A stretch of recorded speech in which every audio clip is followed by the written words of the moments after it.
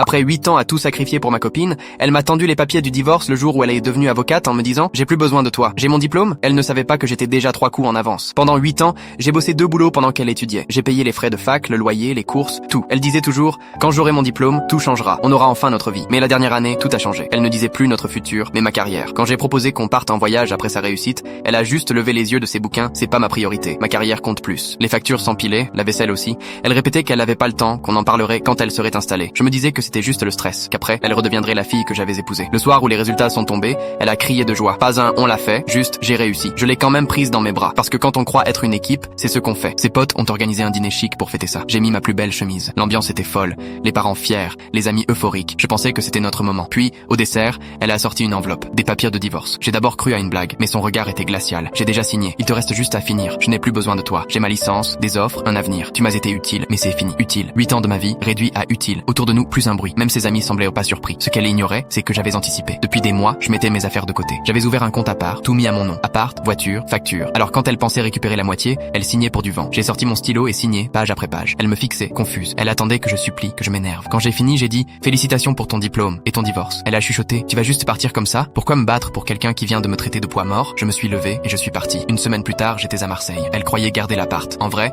elle a eu 4 murs sans électricité, sans wifi, sans bail. Elle a dû emménager avec des colocs, bosser 70 heures par semaine pour rembourser ses dettes. Moi, j'ai acheté une petite maison, refait ma vie avec quelqu'un qui m'a choisi alors qu'elle avait le choix. Pendant des mois, mon ex a essayé de me retrouver. Nouveau numéro, visites à mon taf, enquêteur privé, messages à ma famille. Je répondais jamais. Un jour, elle m'a croisé par hasard chez le roi Merlin. Elle avait mauvaise mine, cernée, amaigrie. J'ai fait une erreur, elle a dit. Le boulot, les dettes, c'est trop. J'ai perdu la meilleure chose de ma vie. Quand tu croyais que t'allais être riche et célèbre, tu m'as jeté, j'ai répondu. Et maintenant que t'as tout perdu, tu veux récupérer ce que t'as détruit? Je peux faire quoi pour te prouver que j'ai changé? Rien. Le mec que t'as largué existe plus. Alors c'est fini? Oui. Je suis fiancé, avec quelqu'un qui m'a choisi, pas utilisé. Son visage s'est vidé. J'ai démarré ma voiture et je suis parti. Elle est restée seule, debout sur ce parking, comme la fin d'un film qu'elle n'avait pas prévu.